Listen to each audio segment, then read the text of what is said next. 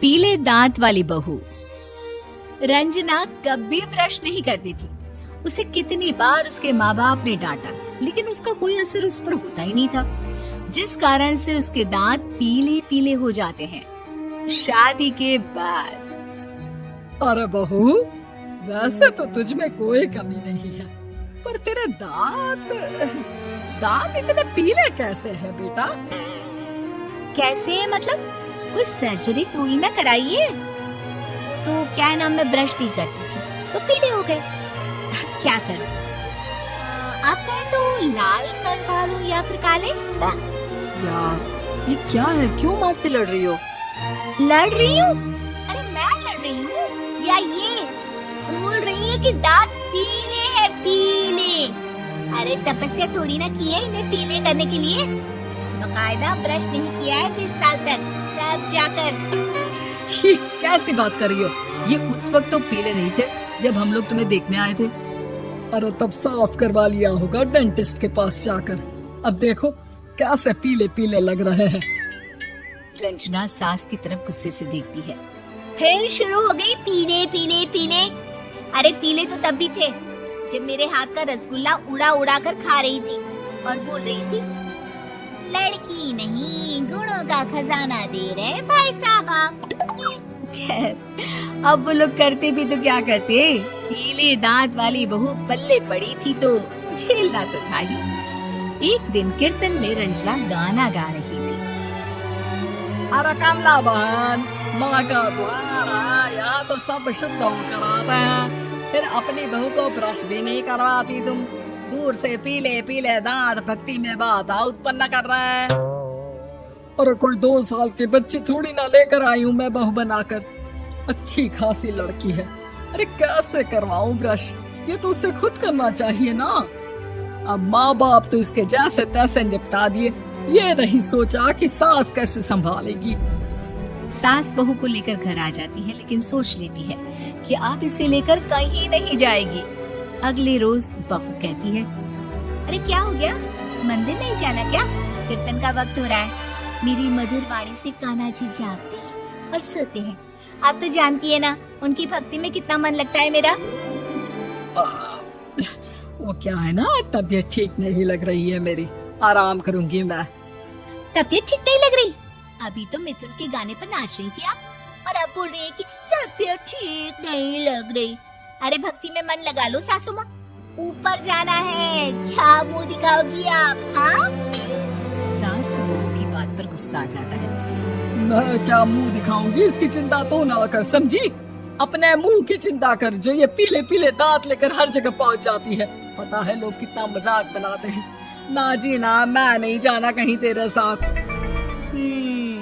तो ये बात है, कोई ना, मत जाओ, मैं अपने कमरे में ही बैठकर भक्ति कर लूंगी। ऊपर वाला दांत थोड़ी ना देखता है, मन देखता है, भावना देखता है। और अरे बस बस, तू सब कुछ दिखा, बस ये सफेद चमकदार दांत ना दिखाना किसी को, है? जा यहाँ से। बहू को सास की बात का कोई फर्क नहीं पड़ता, वो तो जैसी थी वैसी ही रह जाती है। सुबह नहाकर किचन में खाना बनाना, फिर खाना खाना, कीर्तन भजन करना और सो जाना। एक दिन, माँ जी मैं सहेली के घर जा रही हूँ, शाम को लेट आऊंगी। ओहो, तो जाना, मैंने कौन सा तेरी आरती करनी है घर पर बैठकर। रंजना सहेली के घर जाती है, जहाँ वो पार्टी में जाने की तैयारी कर रही होती है। अरे शिखा, कहाँ जाने की तैयारी कर रही है? मैं गलत वक्त पर आ गई क्या? अरे नहीं यार, उल्टा सही वक्त पर आई है। मैंने ये साड़ी और ज्वेलरी निकाली है यार, शाम को इनके ऑफिस की एक पार्टी में जाना है। बताना कैसा लग रहा है ये सब? नहीं यार, इस ड्रेस के साथ तो वो वाली ज्वेलरी अच्छी लगेगी। हाँ सही बोल रही है, मैंने ध्यान ही नहीं दिया। वैसे तो हमेशा से मस्त फैशन सेंस रखती है। तो बड़ा जाती होगी ना पति के साथ पार्टी में। रंजना कुछ नहीं बोलती, बस सोचती है कि यार काश ये बात सही हो जाती, पर मैं क्यों नहीं जाती पार्टी में? क्या इन लोगों की कोई पार्टी होती नहीं होगी? रंजना घर आती है और रात में पति से सवाल करती है, एक बात बताइए, आप मुझे किसी पार्टी में क्यों नहीं ले जाते? क्या आपके यहाँ ऑफिस में पार्टी नहीं होती?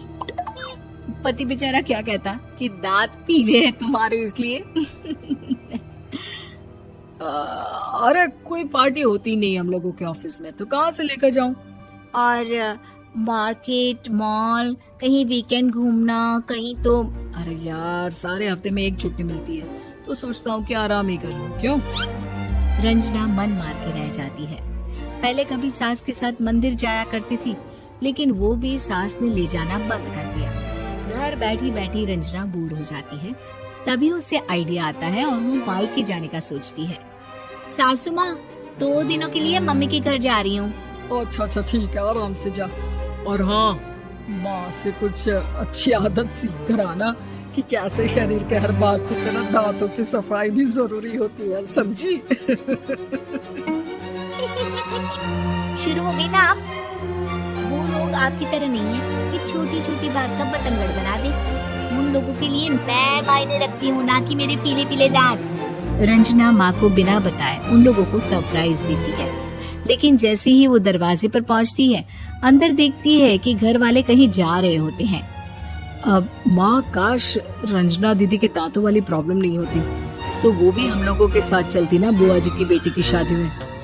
हाँ बेटा, लेकिन अब उसे कौन समझाए कि उसको उसके पीले दांत नहीं दिखते, लेकिन उसके आसपास के लोगों को कितना एम्बैरेसिंग फील कराते हैं। मुझे तो कितनी बार उसके स्कूल की टीचर ने शिकायत की कि उसके साथ कोई लड़की बैठना भी नहीं चाहती, और ना ही कॉलेज में कोई उससे बात करना चाहता था। लेकिन पता नहीं क्यों उसे ये बात समझ में ही नहीं आती। कोई कमी नहीं है उस लड़की में, बस यही के दांत पीले हैं। वो तो भला हो जीजा जी और उनकी माँ का, जो दीदी को जैसी है वैसे ही रखा हुआ है। रंजना को अपने घर वालों की बात सुनकर बहुत दुख होता है। वो सोचती है कि वो क्या करे, लेकिन फिर वो सीधा डेंटिस्ट के पास जाती है, अपने दांत चमकाती है और कसम खाती है कि वो रोज ब्रश करेगी। और क्या हो गया? तुम तो 2 दिनों के लिए गई थी ना? पर कोई ना, अच्छा चलो आ गए। रंजना सास के सामने आकर खड़ी हो जाती है और पूरी स्माइल करती है, उसके चमकदार दांतों को दिखाती हुई। चले मंदिर। माँ, मुझे माफ कर दीजिए, मैंने आप लोगों को बहुत एम्बैरेसिंग फील करवाया। मैं आज से रोज ब्रश करूंगी।